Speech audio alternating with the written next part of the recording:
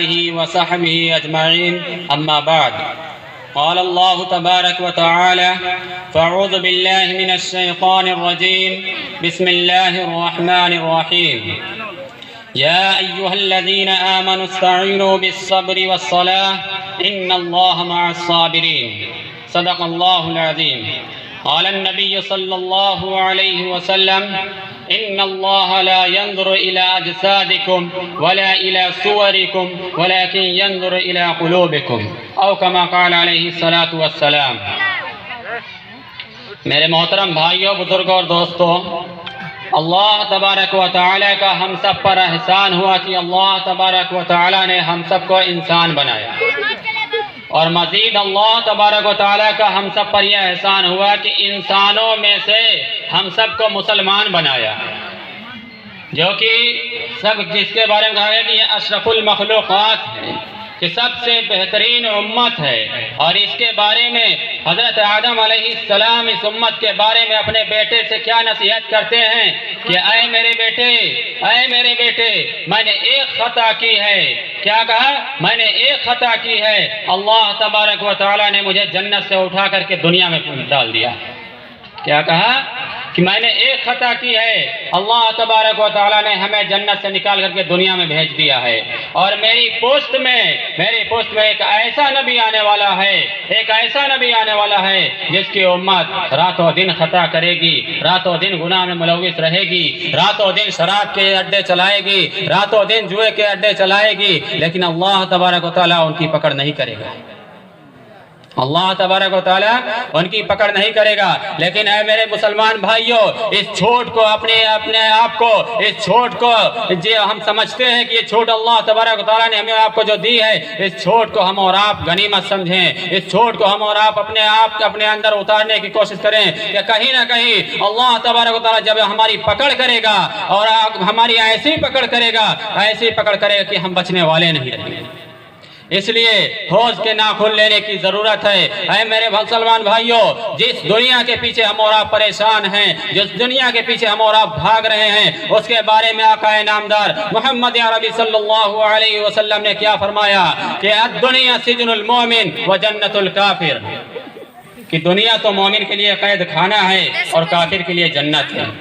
ہم اور آپ اسی دنیا کو جنت بنانے میں لگے ہوئے ہیں۔ اے میرے بھائیوں، اسی کے بارے میں ایک شاعر کیا کہتا ہے کہ ٹوٹی کے حرص و حوث کو چھوڑ میاں، مت دیش بدیش پھرے مارا، قضا کے اجل کا لوٹے ہیں، دن رات بدا کر نکارا، کیا بدھیا بھیسا بیل شتر، کیا کوہنی پلہ سر بھارا، کیا گیہوں چاول ہوٹ مٹر، کیا آگ دھواں اور انگارا، سب ٹھاٹ پڑا رہ جائے گا جب لات چلے گا بنجارا۔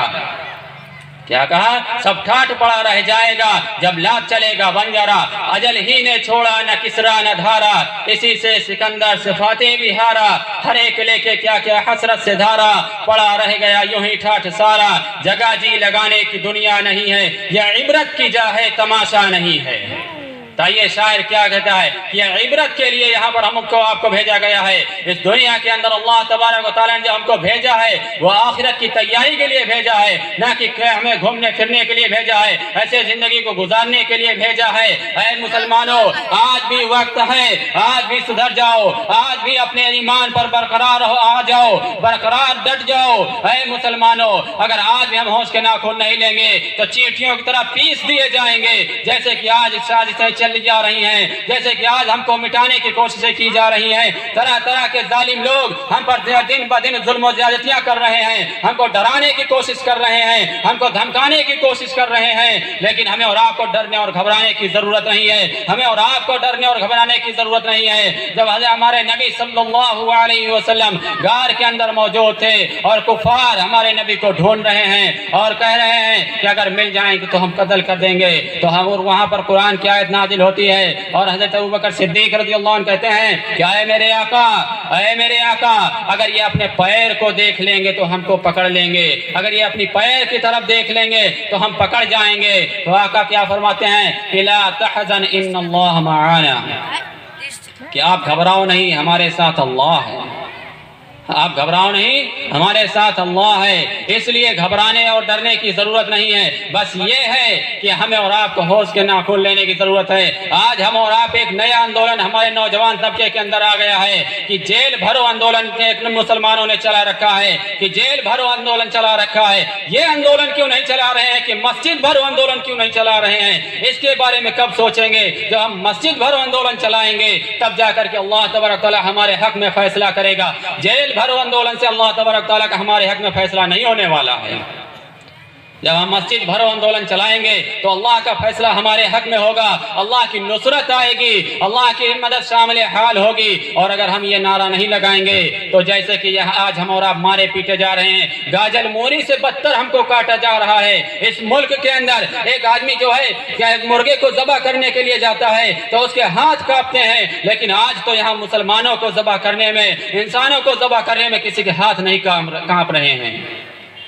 کیوں یہ ہو رہا ہے؟ یہ ہمارے اعمال کا نتیجہ ہے، ہمارے مساجدوں سے دوری کا نتیجہ ہے، علماء کرام سے بغض کا نتیجہ ہے۔ اسی طریقے سے ہمارا ایک جگہ جانا ہوا، 70-80 سال کی عمر ہو چکی ہے، اور جب ان سے پوچھا گیا کہ اے میرے دادا آپ بتا دیجئے آپ کس کے امتی ہیں؟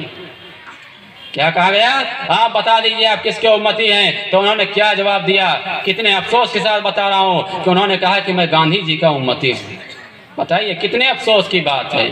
جو ہم مساجدوں سے دوری بنائیں گے، علماء کرام سے بغض کریں گے، مدارسوں سے دوری بنائیں گے، حفاظان نظام سے بغض رکھیں گے، ہم مساجدوں کی طرف نہیں بڑھیں گے، مدارسوں کی طرف قدم نہیں اٹھائیں گے، ہم علماء کرام کی طرف قدم نہیں اٹھائیں گے، تو ہمارے اللہ تبارک و تعالیٰ ہمیں دنیا میں بھی رسوا کرے گا اور آخرت میں بھی رسوا کر دے گا۔